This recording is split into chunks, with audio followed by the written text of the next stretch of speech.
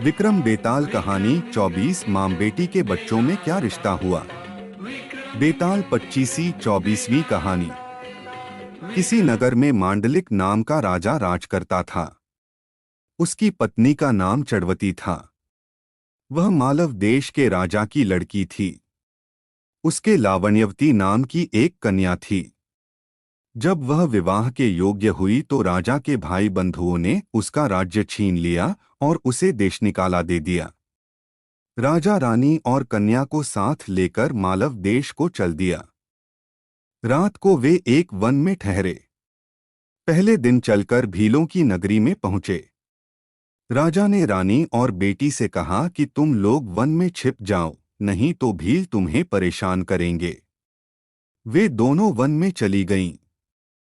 इसके बाद भीलों ने राजा पर हमला किया। राजा ने मुकाबला किया, पर अंत में वह मारा गया। भील चले गए। उसके जाने पर रानी और बेटी जंगल से निकलकर आईं और राजा को मरा देखकर बड़ी दुखी हुईं। वे दोनों शोक करती हुईं एक तालाब के किनारे पहुंची। उसी समय वहां चंडसिंह नाम का साहूकार अपने लड़के के साथ घोड़े पर चढ़कर शिकार खेलने के लिए उधर आया। दो स्त्रियों के पैरों के निशान देखकर साहूकार अपने बेटे से बोला, अगर ये स्त्रियां मिल जों तो जाएं, जिससे चाहो विवाह कर लेना। लड़के ने कहा, छोटे पैर वाली छोटी उम्र की होगी, उससे मैं विवाह कर लूंगा। आप बड़ी से कर लें। साहूकार विवाह नहीं करना चाहता था, पर बेटे के बहुत कहने पर राजी हो गया। थोड़ा आगे बढ़ते ही उन्हें दोनों स्त्रियां दिखाई दीं। साहूकार ने पूछा, तुम कौन हो? रानी ने सारा हाल कह सुनाया।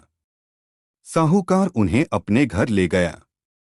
संयोग से रानी के पैर छोटे थे, पुत्री के पैर बड़े, इसलिए साहूकार ने पुत्री से विवाह किया। लड़के ने रानी से हुई और इस तरह पुत्री सास बनी और माँ बेटे की बहू। उन दोनों के आगे चलकर कई संतानें हुईं।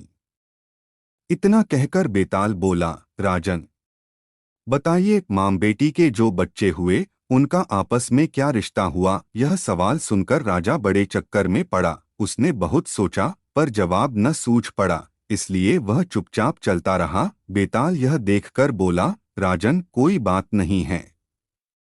मैं तुम्हारे धीरज और पराक्रम से खुश हूं। मैं अब इस मुर्दे से निकला जाता हूं। तुम इसे योगी के पास ले जाओ। जब वह तुम्हें इस मुर्दे को सिर झुकाकर प्रणाम करने को कहे तो तुम कह देना कि पहले आप करके दिखाओ। जब वह सिर झुकाकर बतावे तो तुम उसका सिर काट लेना। उसका बलिदान करके तुम सारी पृथ्वी के राजा बन जाओगे। सिर नहीं काटा तो वह तुम्हारी बलि देकर सिद्धि प्राप्त करेगा।